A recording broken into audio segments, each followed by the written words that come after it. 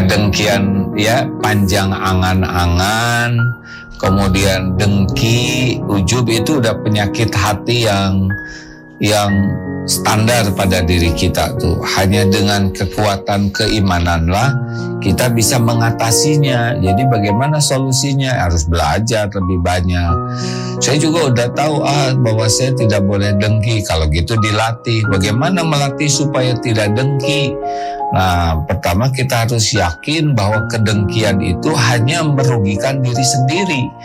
Kan orang dengki itu dia yang zolim, dia yang celaka. Seperti iblis. Iblis itu dengki kepada Nabi Adam. Dia yang zolim tapi dia yang jadi dikutuk. Orang yang dengki itu dia tidak akan bahagia. Kemudian dengkinya kita ke orang lain tidak akan mengubah takdir apa yang Allah takdirkan untuk orang lain.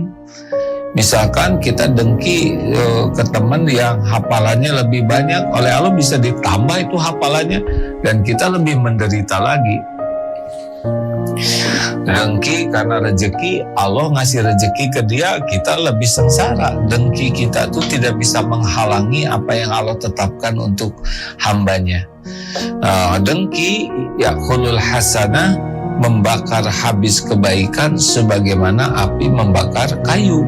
Jadi kalau kita dengki ke seseorang, maka kebaikan kita tuh hangus, habis. Makanya kita harus tahu dulu ruginya dengki. Sudah tidak ada manfaatnya, pahala habis, kita menderita.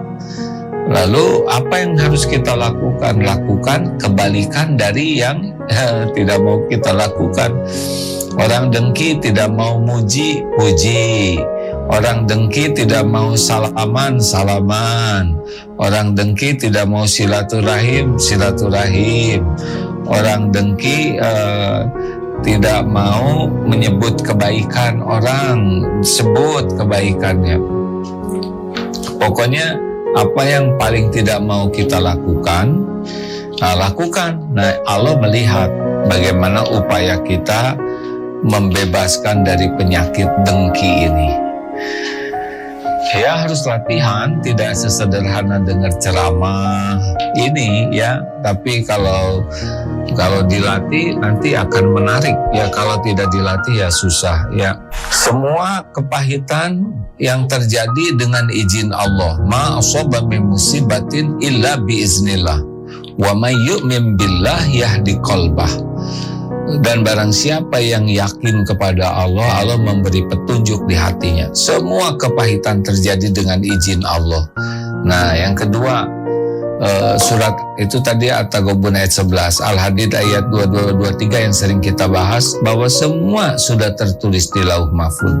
Daun jatuh, ini misalkan jerawat ya, bisul, ketombe, atau yang kecil-kecil aja ya, itu terjadi dengan izin Allah semua, karena tubuh ini milik Allah ya, tidak akan terjadi apapun, luka, keselak, apapun. Nah, kalau menyimak surat Asy-Syura ayat 30, wa ma asabakum min musibatin fabima kasabat aydikum. Nah, ini ada dosa kita. Jadi kita, dan yang mikir ini adalah kita, bukan orang lain ya.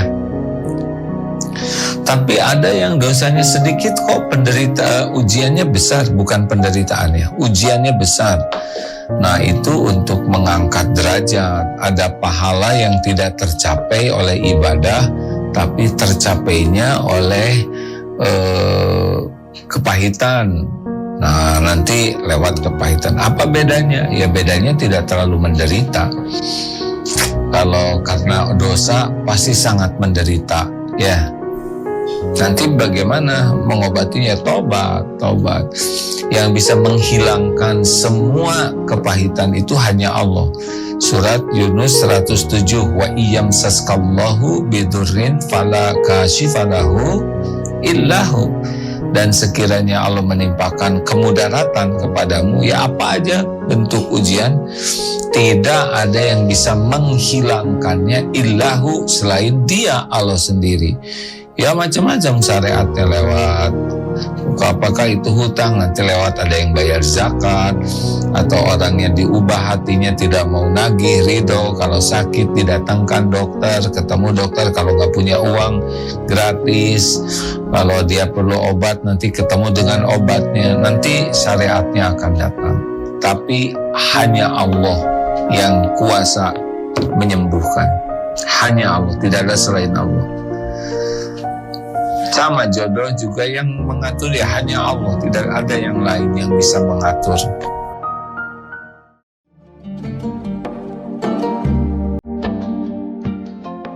Baru saja Anda ikuti Cahaya Tauhid bersama Kiai Haji Abdullah Gimnastiar.